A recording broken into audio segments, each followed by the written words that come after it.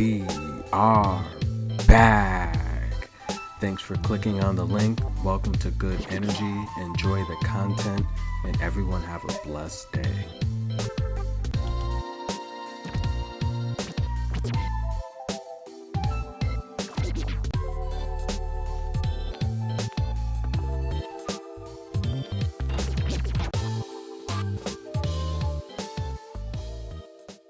Guys, with a great day of tennis action. Emma Raducanu, that's right, against Korpatch, and she came out guns blazing. Emma Raducanu stole the first set, and it looked like it would be a short day. 6-love in the first set, but Korpatch came back. That's right, the German wearing the Ukrainian colors, showing love.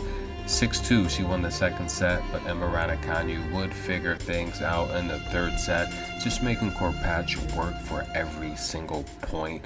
And yes, sliding all over the place with an injured calf. The third set was not easy for Korpatch, and she would fall. That's right, Emma Raducanu is through to the next round. But what about Maria Sakkari? Marie Sakkari had a tough match against Laura Siegemund, and Siegemund headache early on in the first set. Marie kept it close. They were knotted up at 4-4, but then Siegemund would take control, and Marie Sakkari crying in tears all day. She would have to retire due to injury. However, I think the only injury Sakkari had was a returned issue, returning Siegemund's powerful forehand all day long. Siegemund, very experienced on clay, just a stronger player today, and we will cover her next round match. This is a preview and prediction video with some live coverage. What about Annette Kontaveit? How would she do against Alexandrova? Alexandrova, the more experienced clay player. However, Annette Kontaveit has some really good backhand shots, and she's playing with a lot of confidence and momentum. And Alexandrova would put up a tough fight. This match would go 3 sets, but Kontaveit would win in a tiebreak 7-5 in the third set. What about that match against Angelique Kerber? Again, Kerber came out, won the first set. Annette Kontaveit was down again. That's 2 matches in a row where Kontaveit had to come from behind. Kerber is so pretty. She is definitely, I have a crush on Kerber. I would shoot my shot if I wasn't already taken. Paula Badosa, she had a great win today against Elena Rybakina, and this is a match where Paula Badosa came out. She stole the first set 6-2, dropped the second set 6-4. She would force a third set tie break. Paula Badosa would prevail. Paula Badosa saying some really great words. Look at her there, just exhausted. She's been captured in some images lately, looking very drained in these tournaments. So I hope in the off season she works on her stamina, because she is becoming a front runner. Rybakina, though, with some great baseline shots. She did her best, a great player. She just fell short. Paula Badosa gave some really great words in the post-match interview, and she made it pretty clear, and this is what I say all the time on the channel. Rankings do not matter. She made it clear that anyone inside the top 30 is playing like a top 10 player. So anyone inside the top 30 can beat anyone on any given day. And she also said anyone in the top 50, those matches are not easy. She said it's taking at least until the mid-set to figure out a lot of these higher ranked opponents. Top 50, it's taking her at least to mid-set to figure out their game and make adjustments. So she's saying the tour right now is very competitive. Women tennis is evolving, and it's a great competitive sport. Bianca Andreescu, she had a great match today against Sabalenka. Sabalenka came out, won the first set 6-1. Bianca came back, won the first set, the second set 6-3. The third set, Sabalenka would rout her 6-2, and Sabalenka looked really strong in the third set. Sabalenka looks very fit. She is emotional, right? She's still yelling and, screaming loud, but she looks very thin and very fit. And I can tell from her break from Charleston, after losing to Amanda Anisimova, she's been in the gym practicing. Sabalenka looks scary, and watch out. She has a match with Annette Kontaveit. Stay tuned. I will cover that match. You might be shocked. What about Istanbul?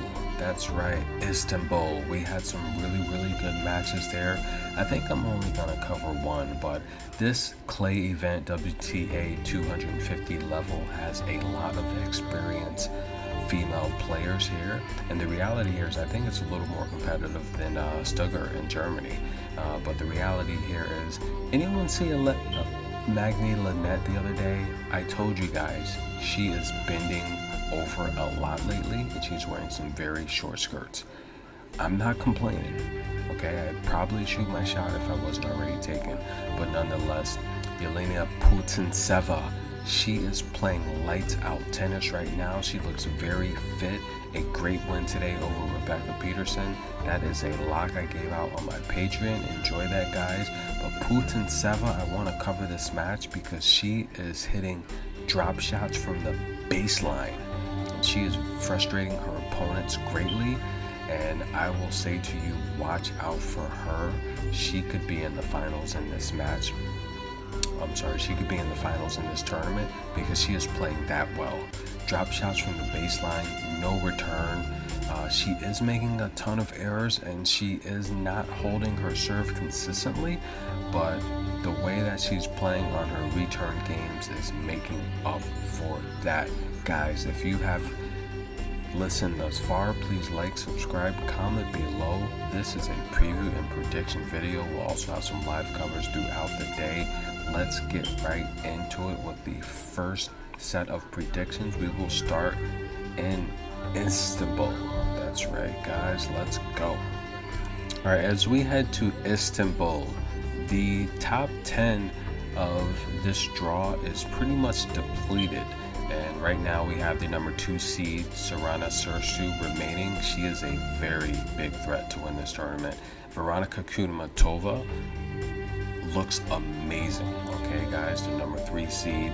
The number 6 seed, Ajla Tomljanovic, is remaining. She's going to have a tough match against Putintseva. And the number 7 seed, Swiatek, who looks very, very good. And of course, Julia Putintseva is remaining. However, she's going to have a tough match on her hands. Let's get right into it. Veronika Kudermetova facing Yana Bondar. And this is a match I have Kudermetova winning.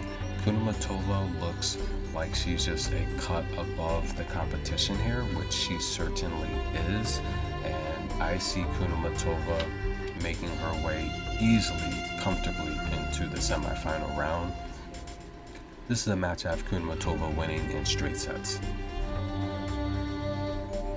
Swiatek versus Popova, and this is a match here. Swiatek, she is a very experienced clay player. She normally does well at this tournament, and this is a match I do have Swiatek winning, although she has had some scares against lesser competition, but I do think she will win this match here. It could be 2 sets, it could be 3 sets, but this is a match where I think Swiatek will win. She will prevail, and she will punch a spot into the semifinals. Julia Putintseva facing Ajla Tomljanovic. These two ladies have played 4 times, and this is a match that I am interested in. This is going to be on my Patreon. Putintseva owns a head-to-head 3-1, with the most recent coming in San Jose last year. That was a 3-set match. Putintseva dropped the first set, but she would come back and win the next 2 sets, set 2 and 3. Before that, they played in 2020 in Lexington. Putintseva won that in straight sets, winning the first set 6-love. Ajla Tomljanovic won the 2020 Adelaide match, and in 2015 they played in Beijing, where Putintseva won in straight sets. This is a match here that I like Putintseva to prevail in, and the reason why is not only does Ajla make a lot of mistakes, and Putintseva is making a lot of mistakes herself right now. She's not exempt from mistakes, so this is a match that's most likely going to go over. but I do like the way Putintseva is playing from the baseline. Putintseva is the 51st ranked woman on tour. This year, she's winning 58% of her service games. She's winning 38% of her return games. So yes, she is making a ton of mistakes. She's not a huge ace player, so she gets behind and in trouble. She doesn't really have a way to, consistently claw and fight her way back, except using her athletic ability. I do also give Putintseva the athletic ability edge in this match. I think she's going to be a little bit more faster, too quick for Asa Tomjanovic, who's the taller player. Keep that in mind.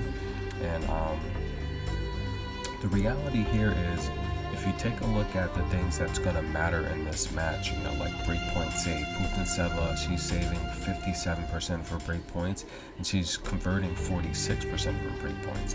Asa Tomjanovic is the higher ranked woman. She's ranked 41st in the world, and the reality here is she makes a lot of double faults. She's making about 4 double faults per game, and Putintseva makes only about 2 double faults per game.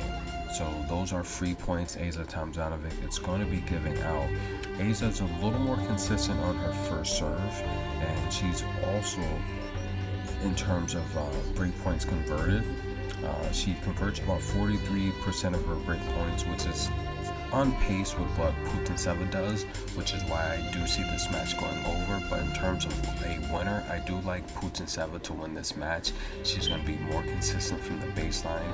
She's going to be more athletic. I think she's playing better on clay right now in this tournament. I think she beat the better competition in this tournament. What she did to Rebecca Peterson was just embarrassing, and I see her doing something similar to Asa Tomjanovic. So Putintseva is the lock of the day in Istanbul.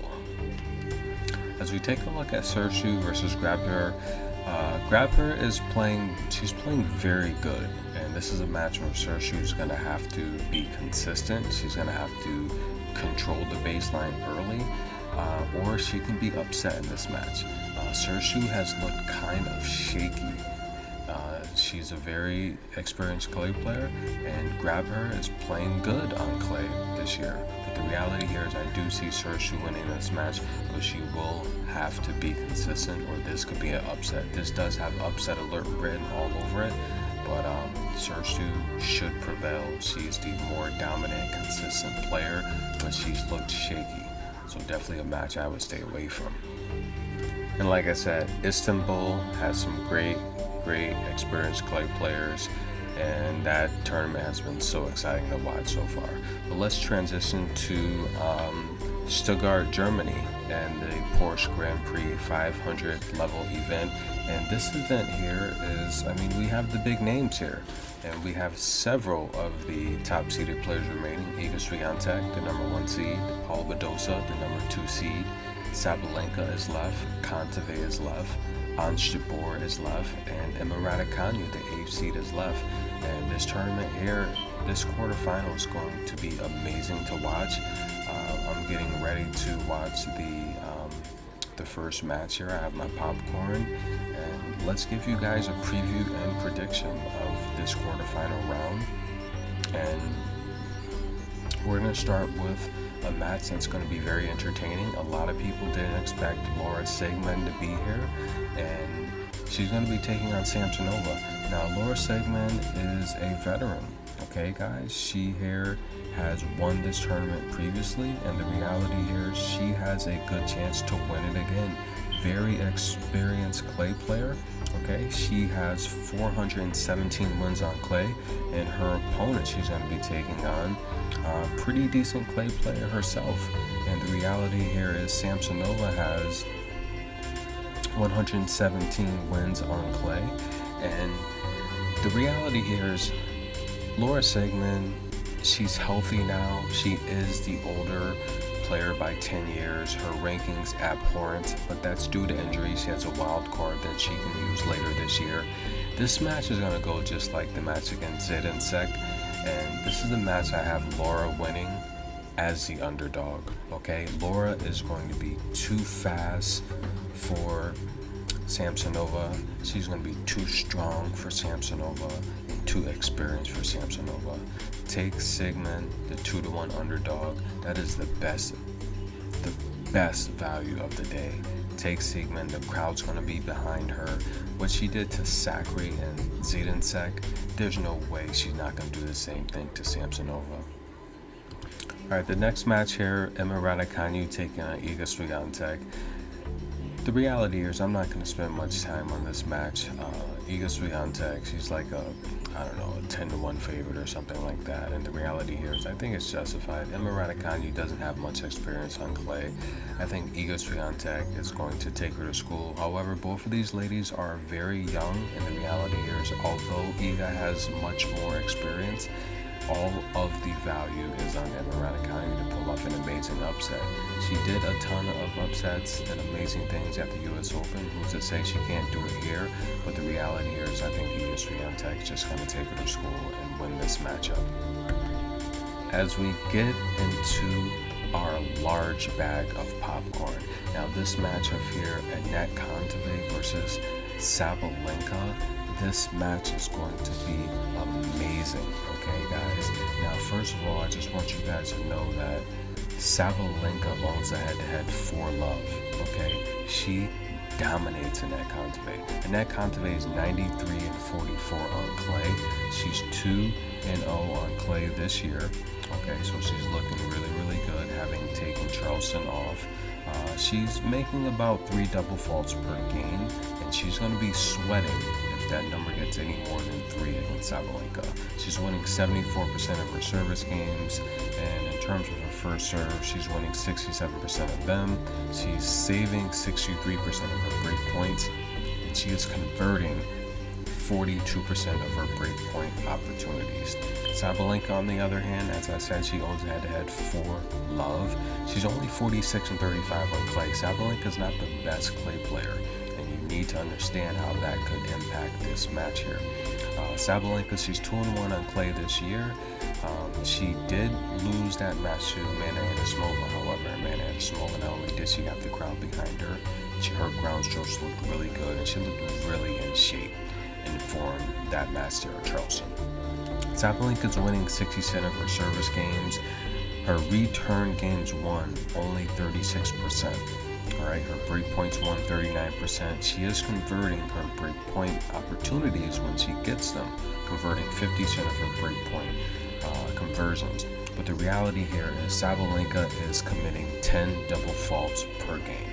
Okay, she's basically giving away 10 points. If she's going to beat Anett Kontaveit and keep up her consistency, she has to limit her break points. She has to limit her double faults and convert her break points.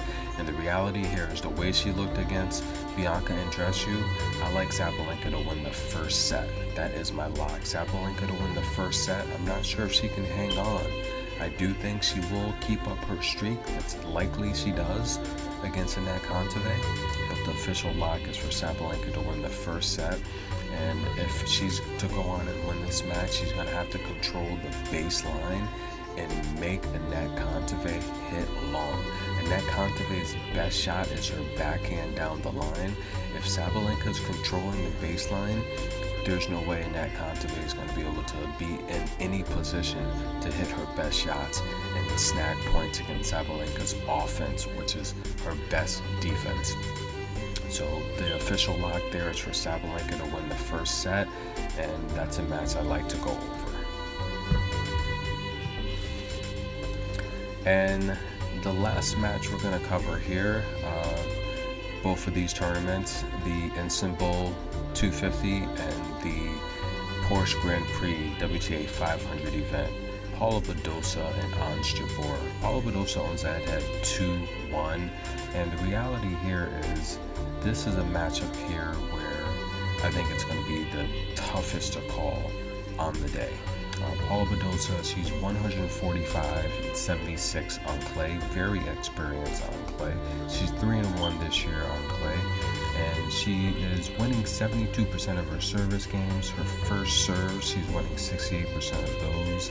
And Paula Badosa, her return games won, She's winning 41% of those. Her breakpoints saved 58%, and her breakpoints converted 47%. Ons Jabeur is 120 and 54 on clay. She's 6-1 on clay this year. Okay, she's had great opportunities to defeat some really great clay players, having choked last time out against Belinda Bencic in the Charleston final. Nonetheless, she's going to want revenge and get back to another final and possibly take out an elite player like maybe an Iga Swiatek or someone like that. But the reality here is Ons Jabeur, she's winning 70% of her service games won. Her first serve, she's winning 67% of those. Her return games won, she's winning 40% of those. She's only making 2 double faults per game. She's saving 63% of her break points while converting 57% of them. Now, Paula Badosa does own the head-to-head 2-1. However, I don't like Paula Badosa's stamina and conditioning lately. Okay, and this is something that goes back to even last year and earlier years. She's becoming an obvious front runner where she'll win the first set. The second set's very competitive. She'll catch her second breath and she'll win the third set. And this is happening over and over again. As I stated earlier, Paula Badosa gave a really great interview on how competitive the tour is and how tough it is just to get a win. Now, she's playing someone that is very versatile, has a great variety, a great arsenal in her toolbox, and if Ons Jabeur comes ready to play with her tricks, she will win this match. However, clay surfaces are made for baseliners. They're made for players with heavy ground strokes and players that can redirect the ball, whether that's topspin, and the type of players that are more stronger, okay? Clay players with strength can hit the ball with ease, and their opponents have no chance of returning it because these courts are so slow. The reality here is I like Paula Badosa to win the first set. That's right, I like Paula Badosa to win the first set. It's going to be a first set money line. That's going to be a lock there.